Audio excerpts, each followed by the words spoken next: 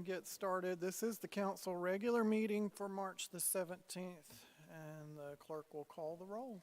Mayor Brian Mock, Here. Mayor Pro Tem Paul Stovall, Here. Councilmember Jimmy First, Happy St. Patty's Day. Councilmember Judd Mesa. You're here. I don't think any of these answers are counting. Councilmember Leslie Robson. Okay. Councilmember Elmer Vite. Present. Thanks. All right, we made it through that. Let's see if we can make it through the next item. This is the Pledge of Allegiance. I'm going to ask Sonny Stovall to lead us in the pledge this evening. Come on, Sonny. Lead us in the pledge. This is coming out of my butt when we get home. Thanks for that. All you have to do is say the first two words. Just say the first two words. I pledge of allegiance. She's going to kill me. She's gonna kill me. You want me to help?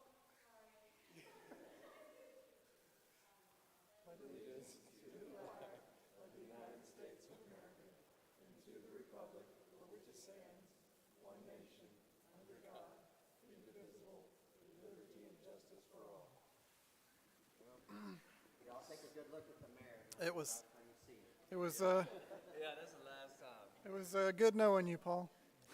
Oh, you're coming with me. All right, we need to approve the agenda. Mr. Mayor, I'd like to make a motion to approve the agenda as prepared and presented by staff. Motion is to approve the agenda. Any discussion? All in favor? That is unanimous. All right, we got Lifeline Animal Showcase, and I hear we don't have a name, we have a number. Or that number is our name, right? 90, yeah. 90 is here with us.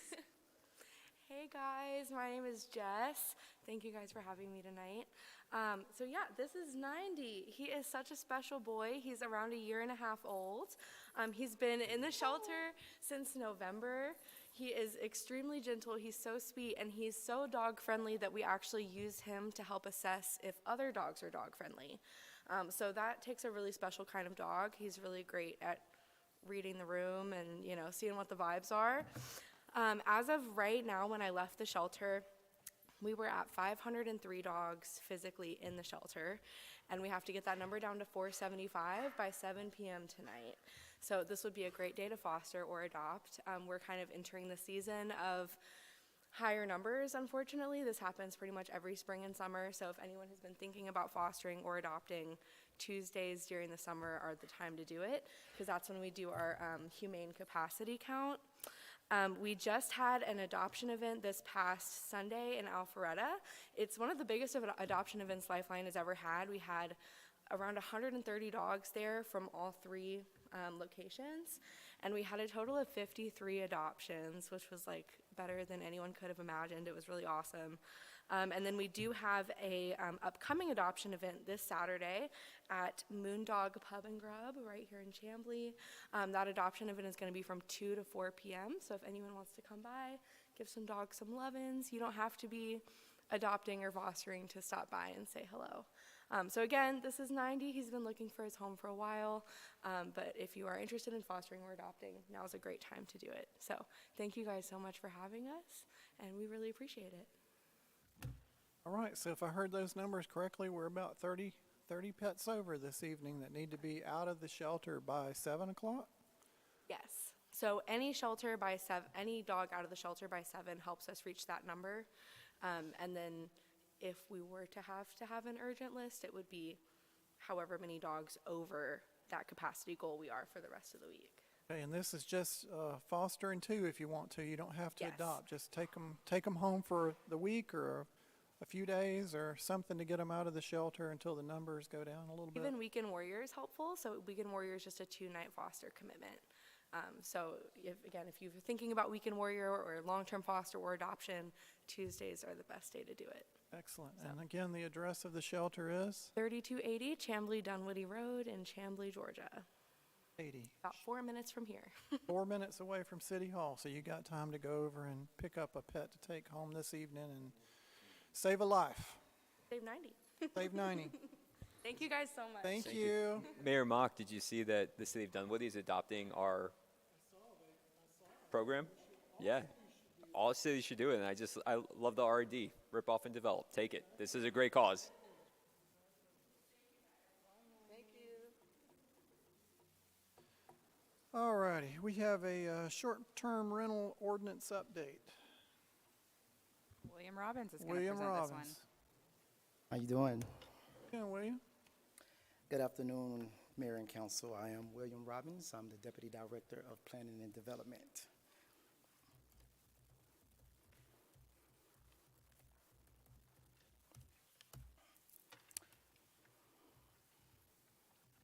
So the purpose of this update is to provide you with information about the progress of the short-term rental ordinance implementations. This includes a summary of the status of the number of certificates currently issued, system challenges, staff that are currently facing, and recommendation for a possible ordinance amendment. So our current status, to date, our licensing department has issued Hey, 14 William. short-term rental certificates. William, can you put it on presentation mode? Can't see it from the screen. Sorry.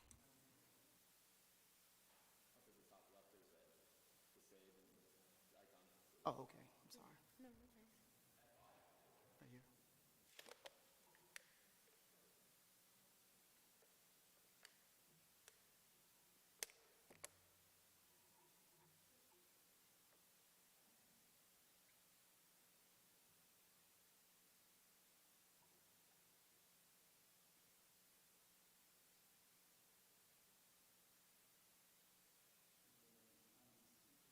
Okay.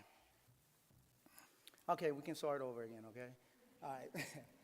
The purpose of this update is to provide you with information about the progress of the short-term rental ordinance implementations. This includes a summary of the status of number of certificates currently issued, system challenges that staff are currently facing, and recommendation for a possible ordinance amendment. To date, our licensing department has issued 14 short-term rental certificates. There are currently 4 pending applications due to incompleteness of their applications or missing documents. Additionally, 5 certificates have expired within the past few months. Those property owners will receive renewal notices once the current system issues mentioned next have been resolved. So our system challenges, the city's third-party platform, Rentalscape, which is used to accept the process short-term rental applications and renewals, is currently experiencing technical issues related to renewal submissions. Due to these ongoing system limitations, staff is unable to efficiently process renewal applications at this time. So this is our short-term rental map. So don't get frightened when you see all these dots that's on this map. I can actually explain to you what is occurring. So in the red, these are unlicensed properties. These are address posted onto our third-party website. Those actually have active code enforcement cases. The blue are licensed properties. Those have come into compliance. They have a certificate, and they have an occupational tax with the city. Now, the yellow one is a little tricky. So these are unidentified with no addresses.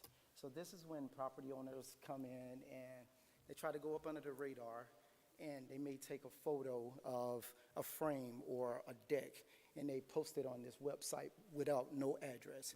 So this is where I come along. I come in to just do a quick walkthrough, try to see if I can identify any identifiers within that photo that that property owner has placed on that website. It's a little tricky, but we have a 60% success range of actually catching that property owner. Being that they know that some cities regulate short-term rentals, again, they try to go up under the radar so they don't have to comply with our ordinances. So the gray, as you can see, is unlicensed. This is listed but not confirmed with rentals. This is actually another tricky one. So you see a lot of the gray dots in this map. They have actually placed their properties on the website, but at the same time, they haven't rented it out yet. So the system that we currently use, it maps out these short-term rentals, but at the same time, there's no violation because they haven't written it out yet.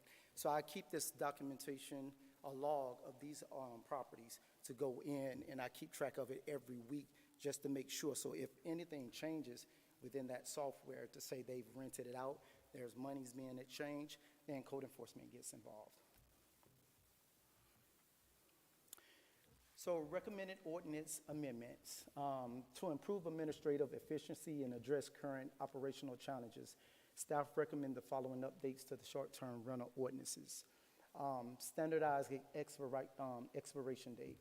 Amend the ordinance to establish a uniform expiration date of December the 31st for all short-term rental certificates rather than having certificate expire a year from that date of issuance.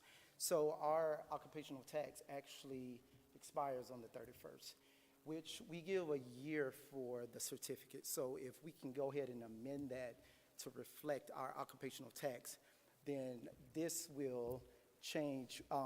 This change would streamline tracking, the renewal process, and reporting.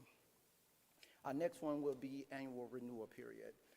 Staff recommend establishing September the 1st as the annual start date for short-term rental certificate renewals. This will provide sufficient time for staff to process renewals prior to the December 31st expiration date. And our last one would be removal of the certificate number posting requirements. Remove the requirement that the short-term rental certificates number be included in all online rental postings. Our current software system is unable to capture or verify this information. Staff also recommend removing the associated violation for failure to list the certificate number, as enforcement is not currently feasible under systems limitations. So we request our residents to go ahead and post that certificate number in that software. Well, currently our software that we're currently using is not accepting that number. So the conclusion would be code enforcement continues to proactively identify short-term rentals rather than our third-party platforms, complaints received, and continual patrol. However, these proposed amendments will help to improve clarity within the ordinance, reduce administrative burdens, align renewal cycles for more efficient processing, and address technical limitations currently impacting enforcement and compliance efforts. So staff will be coming forward with some proposed ordinance amendments for considerations on a future date. We have any questions? Good job. I do have a question. So there's a whole lot of gray dots on there that say not rented yet. But I'm not telling you anything you don't know. What we know is people are avoiding the platforms and they're listing it, but then they're telling people, call me direct and we'll book it for a lower rate so I don't pay the fees to the platform, and it's basically cash under the table. So how do we catch those folks and reconcile that? I mean, is there? Well, again, I'm asking the public, neighbors of these properties to contact code enforcement. To be honest, our neighbors have been a huge help with identifying these properties, other than, of course, we use the software. Yeah. But to have that neighbor to call in and just to give that concern to code enforcement come in and do it, because everything right now, to be honest, to have a hard case, it has to be evidence. Evidence is key on everything. If we don't have the evidence, then there's no enforcement, and we can't prove that in court. So to our neighbors to provide that information to us, and just proactively patrol by code enforcement officers. Questions? Yeah, regarding the software, is it doing the job that it's supposed to? It is doing the job. There are some issues, some small issues that we're trying to kink the bug out right now. I know that our licensing officer's office right now is working with, the software, the platform right now of trying to fix the issues that we're currently having. Are there other cities that have a successful program? Okay. I think every city right now is going through the exact same thing.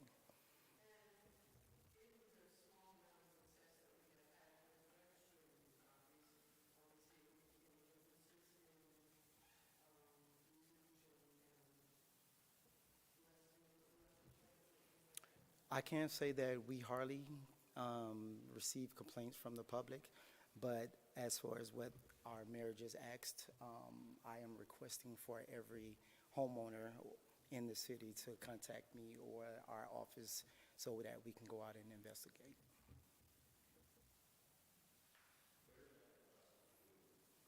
Is it in the signal, like the request to report, or is this Yes. something that's on the? Yes, they can actually, we have a software, GovPilot. They can actually make the concern if they want to just go under the radar. You don't have to name your name. You can just, I want to know how my neighbor finds out to do that other than me telling them. through the website. They can actually go onto the website.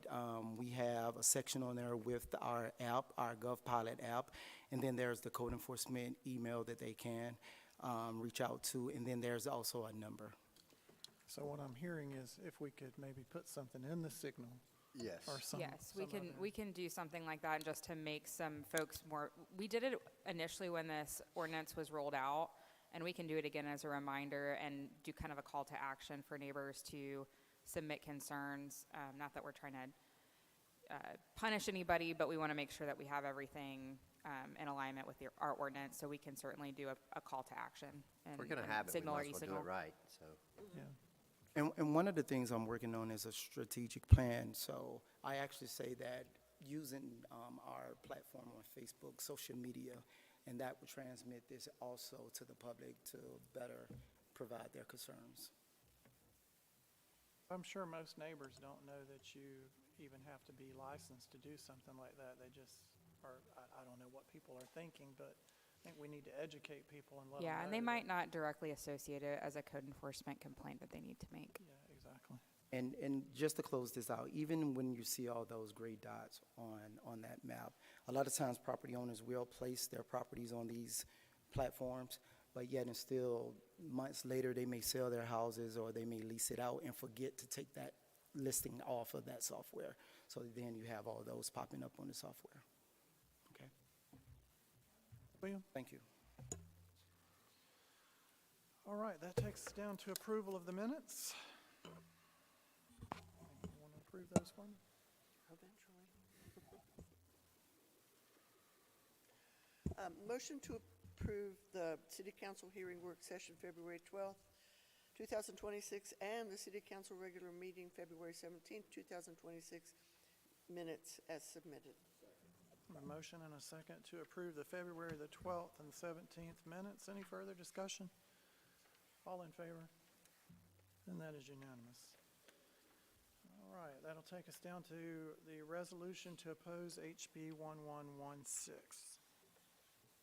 Thank you, Mayor. This is a new item on the agenda from Thursday, so I'll briefly go through it. As you know, there is currently legislation in the Georgia General Assembly establishing several things, but the primary being an annual cap on local property tax revenue, as well as the introduction of a local homestead option sales tax. There's been a lot of iterations of this House bill over the last several weeks. It first started in one category and then completely escalated to a different category, and now it's in the current version that it's in right now, and I've been told that that is subject to change potentially today. So it's still very much in flux, but the purpose of this resolution is to provide a formal statement of opposition and provide that to the General Assembly as the city's position, just due to the lack of financial feasibility study that's been done, the impact to specifically DeKalb County, including our SPLOST and eHost sales tax revenue. It's going to create a lot of complications, confusion, and ultimately it's a threat to home rule for cities and even the counties to be able to determine what is the appropriate tax rate for their communities for the services that they're providing. So the resolution outlines all of those challenges. It provides a call to action to the General Assembly to do a little bit more research, particularly engaging the municipalities in a discussion on this, and particularly within DeKalb County, because as you know, DeKalb County has its own uniqueness to it in terms of sales tax. There would be no offsetting sales tax that would help with the lack of homesteaded sales tax that would be capped. So everything has been laid out for you within this resolution, and asking your consideration to approve it this evening. Thank you. Anyone want to make a motion on that item? May I just say a few words on it? Are we allowed to? After the motion. After the motion, my apologies. Yeah. You gonna make that? Jimmy, you gonna make a motion? Motion to accept, pardon me, motion to accept the resolution to oppose HB 1116 as presented. Second. Motion and a second to adopt this resolution as presented. Now, any further discussion? Sorry, I was out of order right there. No I'm very worries. excited to talk about this one, but on its face, this is being proposed as a affordability for the residents. What this is a shell game. What it's doing is making a progressive tax and making it regressive. You'll still be paying for these taxes through sales tax, but sales tax is something we can't plan on. We can plan on property tax. We know exactly how much we're going to bring in and how much we're going to put out there. So this is going to make it very hard for us to provide the services that you guys are used to. And I will make this very clear. If this passes and this is capped, we are not immune from market forces. We're seeing all the same inflation everybody else. We're seeing the increase in goods. Our insurance went up 70% in the last 4 years for our property. We're feeling it as well. So if this does pass and we are capped and we can't do home rule, we will have to cut services or we will have to raise the millage rate to make up the gap. And it's a binary choice. So if this passes, it's bad policy and you'll still be paying for it just in a different way. Very good. Any other discussion on this item? All right, all in favor? And that is unanimous. And if anyone from the General Assembly is watching, very much opposed to this bill. All right, under first reads this evening, we have about 5 items, headings only. Anybody gonna motion to read headings only? Mr. Mayor, I'd like to make a motion for the city attorney to read headings only. All right, by Second. consent. Okay, we have 1643, which is 3297 and 3289 Hardy Avenue. Was there a vote on the motion? I know we go Oh, by all of, consent, we okay. do this all the time, but normally we do it by consent, Okay. but All right. yeah. The first ordinance for first read tonight is an ordinance to amend the future development map and the future land use designations for the properties known as 3297 Hardy Avenue and 3289 Hardy Avenue from office future land use designation to airport future land use designation. Second ordinance for first read is an ordinance to rezone certain property located at 3297 Hardy Avenue and 3289 Hardy Avenue from light industrial district to airport district, and to amend the official zoning map of the city to reflect that rezoning. The third ordinance is an ordinance to amend the future development map to add and assign the commercial future land use designation to the properties known as 2816, 2820, 2822, and 2824 Chamblee Tucker Road. The next ordinance is an ordinance to amend the Code of Ordinances of the City of Chamblee, Georgia, Appendix A, Unified Development Ordinance, Title I, Administration, Chapter 110, Definitions, by adding text related to the standards for beauty shops, microblading, and permanent makeup, and for all other purposes. The final ordinance is an ordinance to amend the Code of Ordinances of the City of Chamblee, Georgia, Chapter 86, Traffic and Vehicles, Article 3, Stopping, Standing, and Parking, to add parking restrictions for electric vehicle charging station spaces and for all other purposes. All right, any questions on any of those ordinances? Is it council's desire to move those to second read? All right, all of those items will move to second read. Under, what's that? Under staff action items this evening, we have Safe Streets for All. I'll need a motion on that. Mr. Mayor, I'd like to make a motion that the mayor and council adopt the Safe Streets for All action plan in accordance with the criteria from the U.S. Department of Transportation's Safe Streets and Roads for All program. Second. A motion and a second to adopt the action plan as submitted by staff. Any further discussion on that item?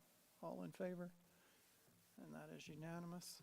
We have easements for Chamblee Dunwoody Roundabout.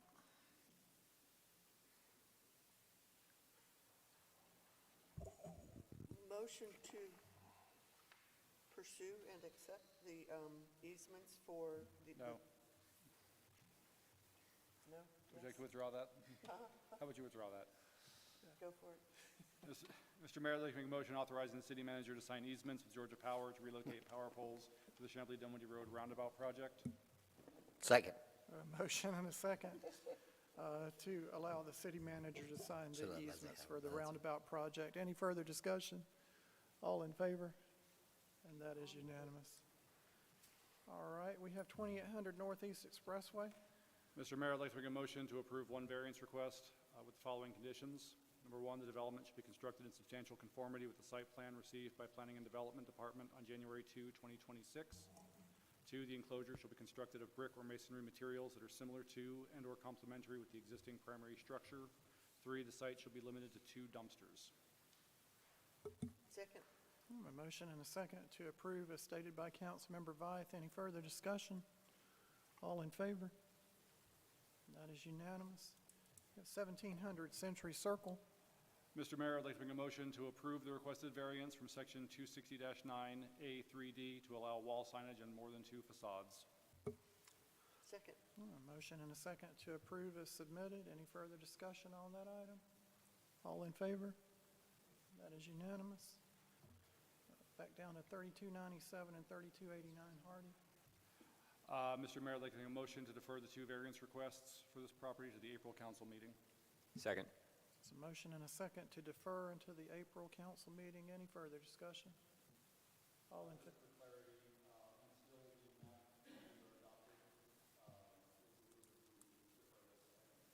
Very good. Any further discussion? All in favor? That is unanimous. And then finally, we have 3380 Hardy, 3384 Hardy, 1982 Fourth, and 1974 Fourth. Mr. Mayor, I'd like to make a motion as follows. 1, to partially approve variances 1 and 2, expressly limited as follows. For variance 1, variance from section 240-13B3C to reduce the minimum 60% balcony requirement to 30%. For variance 2, expressly limited as follows. Variance from section 240-13B3E1 to reduce the exterior brick or stone material from 60% to 45%. To approve variances 3, 4, 6, 7, and 8, and waivers 1, 3, 4, 5, 6, 7, and 9. To deny variance 5 and waivers 2 and 8 with the following conditions. 1, the development shall be constructed in substantial conformity with the site plan dated received by the Planning and Development Department January 22, 2026, with revisions required by conditions of approval as reviewed and approved by the Planning and Development Director. 2, the development shall be constructed in substantial conformity with the elevations dated received by the Planning and Development Department January 2, 2026, with revisions required by conditions of approval as reviewed and approved by the Planning and Development Director. 3, for the purposes of determining the maximum retaining wall height along the western property line that would be allowed under sections 230-6D1 only, the front yard on 4th Street will be defined as the area between the property line along 4th Street and the maximum permitted 10-foot supplemental zone. 4, the applicant shall provide an access easement connecting the proposed parking lot and pedestrian walkways to one of the adjacent properties to the east, either 3368 or 3360 Hardy Avenue, in accordance with standards set forth in sections 350-2C. Any variance or relief not expressly granted herein is denied.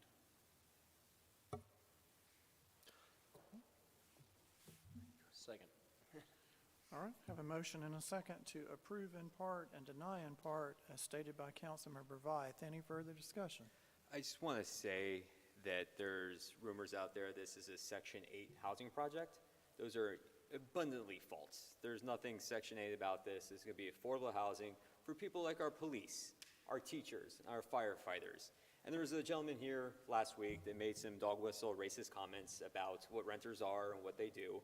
And I'm committed to keeping our discussions here respectful, constructive, and focused on the issues before us.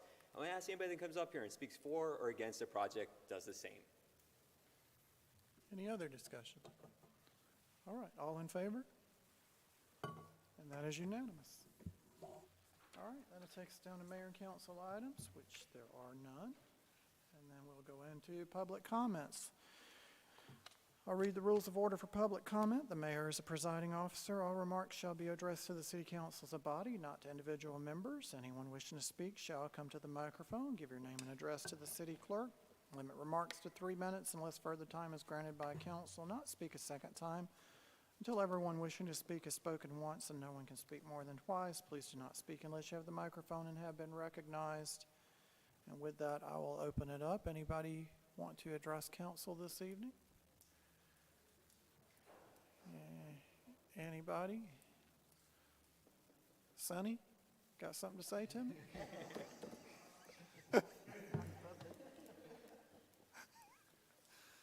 All right, do we have executive session? Mr. Mayor, I'd like to take a motion to enter into executive session for matters related to personnel, real estate, and pending litigation. All right, have a second? Second. A motion and a second to enter into executive session. All in favor? That is unanimous. We'll be back.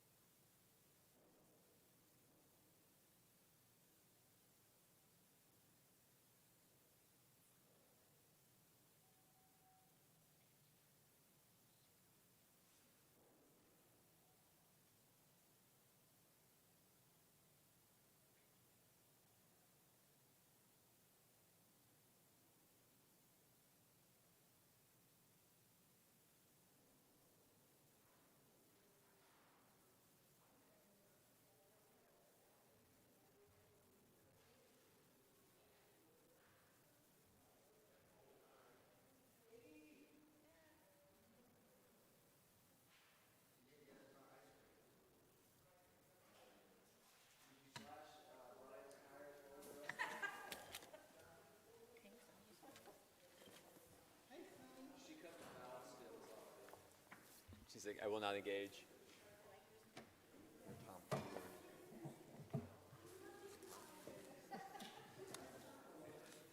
I was wondering if you didn't know the Pledge of Motion to Allegiance exit for a while there. executive session. Mr. Second. Mayor, I I'd like have to, have a Hey. motion on the table to exit executive session. Do I have a second? Second. All in favor? That is unanimous. Mr. Jimmy? Mayor, I'd like to make a motion to amend the agenda and to add an item to the agenda, and the item is the participation in the 6th remnant defendant settlement. Second. I have a motion and a second to amend and add the item to the agenda. Any discussion on that? All in favor? That is unanimous. Mr. Mayor, I move to approve the city's participation in the 6th remnant defendant settlements in the national prescription opiate litigation, release all released claims against all released entities, as those terms are defined in the respective settlement agreements, and authorize the mayor to sign any documents necessary to effect the city's participation in release of claims as stated above. Second. A motion and a second, as stated by Councilmember First. Any further discussion? All in favor? And that is unanimous. Anybody want to make a motion to adjourn? Motion to adjourn. Second. A motion and a second, all in favor? I just want to say, Sonny, thank you for joining us this evening. It was so good to see you.